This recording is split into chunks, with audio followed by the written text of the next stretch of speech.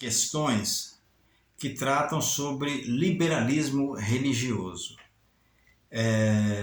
Dentro do tema de apologética, a gente falar de liberalismo religioso, está aí na sua apostila, nós vamos trazer aqui uma questão de fundamentalismo religioso. E o fundamentalismo religioso, ele tem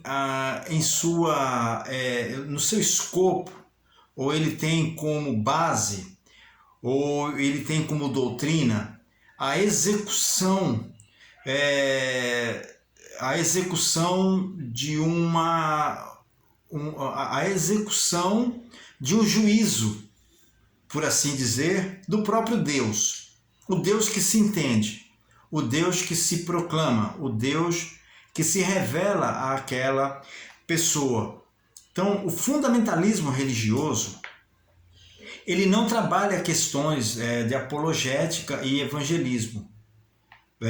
Não é a questão de apologética ou de evangelismo. Ele trabalha basicamente a questão da ameaça dentro dessa linha de pensamento em que Deus, ele é o juiz e já tem uma sentença sobre a raça humana, e ele poderia usar outros meios para punir o homem. Porém, ele usa o fundamentalista.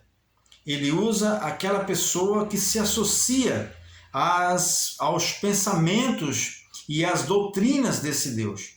Então, em última instância, em último caso, em último grau, Deus, ele proclama o juízo sobre a humanidade, escreve no livro o seu juízo e tem agora na figura humana o executor do seu juízo.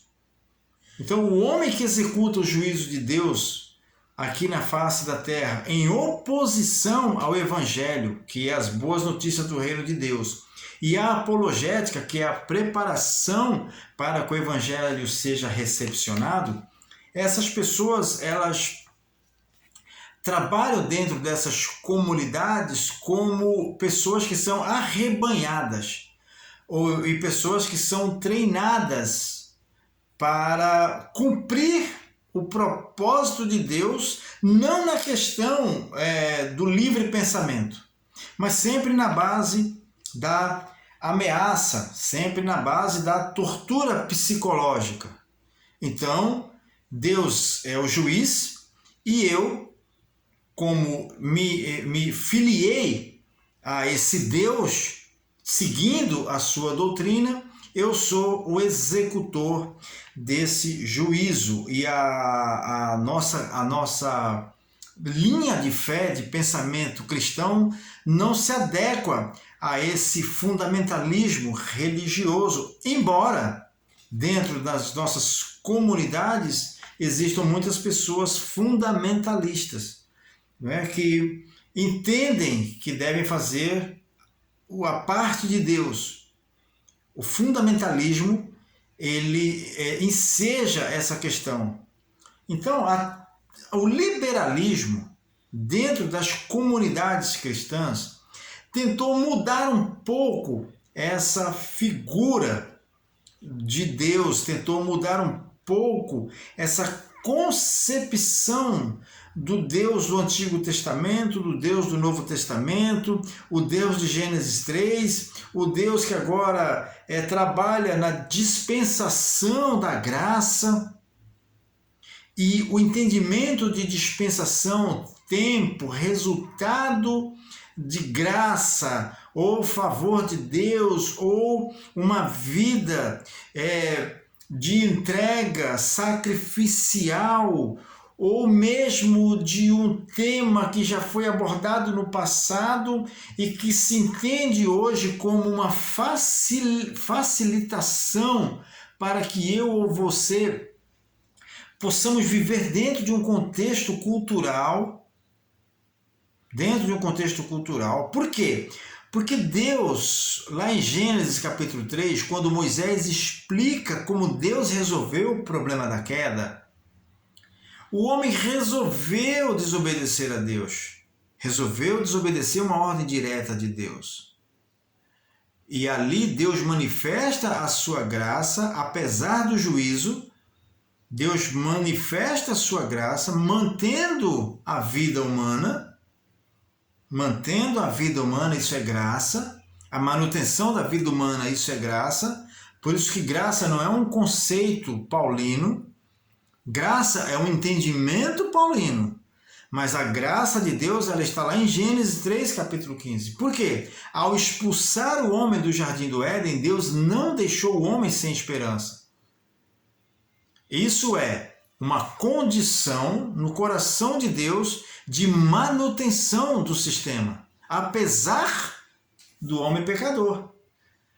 Mas muitas pessoas transformaram essa graça, e eu digo isso, é um conceito que eu uso, transformar essa graça no colchão de Hollywood. Sabe aquele colchão de Hollywood que amortece a queda?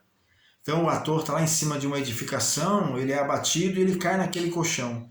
Então a queda daquele homem é amortecida por um colchão. E muitos crentes, muitas comunidades cristãs têm tratado a graça como aquele colchão, que não há consequência para quedas, não há consequência para deslizes. Então o liberalismo religioso, ele traz essa concepção, é uma nova concepção de vida cristã, onde eu não preciso estar atrelado à comunidade, onde eu não preciso responder à comunidade, onde eu não preciso responder às questões bíblicas, onde eu não preciso ou não necessito me adequar às doutrinas. Eu tenho a minha própria doutrina, eu tenho o meu próprio modus vivendi, eu vivo da maneira que eu entendo que devo viver, mesmo dentro de uma comunidade que está fundamentada nessa questão da graça de Deus, que nós chamamos de favor imerecido. Mas, na verdade, a graça ela é uma condição que foi encontrada, que Deus encontrou no seu coração, estava no coração de Deus essa condição de manter todas as coisas aqui, apesar de nós. Paulo deu o nome disso de graça, e nós chamamos de favor imerecido. Amém? Mas é uma condição no coração de Deus de manter tudo aqui, apesar da maldade humana. Então, quando a resposta chega a pergunta chega para mim, a pergunta chega para você, questões difíceis, a apologética responde. A graça de Deus de Gênesis 3,15 responde que todos nós somos pecadores.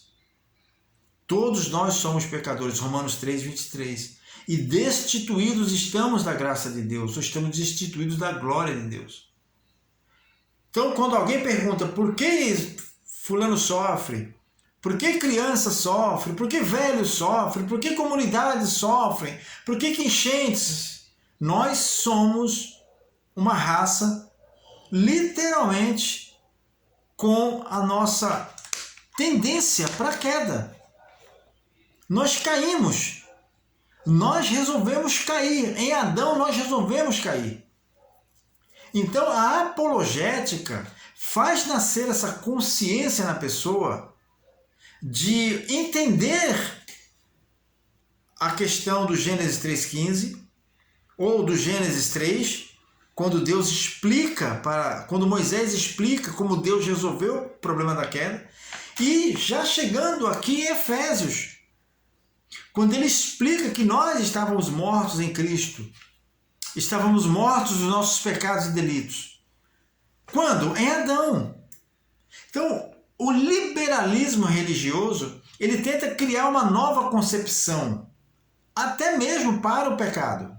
E pasmem, existem linhas liberais dentro do conceito religioso que acreditam, inclusive, que Satanás, que Lúcifer, que o diabo será perdoado naquele dia. Por quê? Porque Deus é amor. Porque Deus é amor. Existem linhas evangelísticas que acreditam nisso. Existem comunidades que acreditam verdadeiramente que não haverá inferno. Existem comunidades cristãs que não acreditam no inferno, que não acreditam no julgamento, que não acreditam no trono branco. Eles dizem que aquilo ali é uma fantasia bíblica que foi criada pelos romanos ou pelos cristãos da época para assustar as pessoas. E o liberalismo religioso está aí na sua apostila. Ele cria essa fundamentação religiosa, esse fundamentalismo religioso. E o fundamentalismo religioso ele casa com a ideia de um Deus mau, um Deus irado, e que vai usar a figura humana para estabelecer o seu juízo na terra. E se você pensa diferente de mim, você precisa morrer.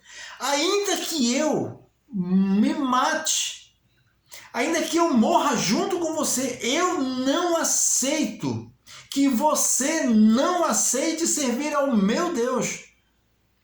Esse é o fundamentalismo religioso. Essa é a questão do fundamentalismo religioso que nós encontramos muitas vezes em muitas religiões do mundo afora. E que muitas vezes eles se autodenominam cristãos ou se dizem servos de um Deus, mas na verdade eles não são servos do Deus que nós acreditamos ou servimos. O Deus deles é outro Deus. E muitas pessoas que você vai trabalhar na questão da apologética e da comunicação do Evangelho, muitas pessoas vão citar essas religiões para você. Então a pessoa, ela cumpre a ira de Deus, a pessoa cumpre a ira de Deus ainda nesse plano aqui. Então eu me visto de bomba e eu destruo, eu aplaco, eu mato, eu extermino aquele que pensa diferente de mim. Imagina se nós não tivéssemos o Evangelho e se nós não tivéssemos a defesa da fé, que é a argumentação pessoal de cada crente dentro desse contexto maravilhoso de reino de Deus. Então o reino de Deus é isso, é loucura. Paulo disse que a pregação do Evangelho é loucura, mas é uma loucura para esses que perecem. Por quê? Porque eles não entendem a bondade de Deus.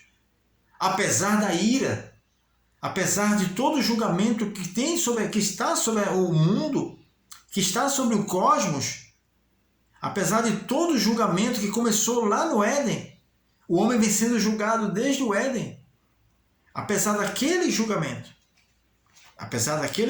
nós temos um Deus de amor. E é esse Deus que a apologética, esse é um Deus que a apologética apresenta para as pessoas. É um Deus que aconselha e depois é um Deus que convida para a festa, não só para a festa aqui, mas para a festa eterna. Então eu deixei aí a apostila para vocês, o liberalismo religioso, falando sobre o fundamentalismo, né? Eu trago aí a Sharia, que é a lei islâmica, e você veja aí a total discrepância que há entre eles e nós. A total discrepância. Mas a pessoa que está lá do lado de fora, muitas vezes não fazem distinção. Eles acham que somos todos iguais. Eles tratam as pessoas como se elas fossem iguais. E esse fundamentalismo religioso, se a gente não tomar cuidado, ele acaba nos pegando também. Né? A gente querer fazer as coisas pelas nossas próprias convicções. Deus te abençoe. Até a próxima aula, querendo Deus.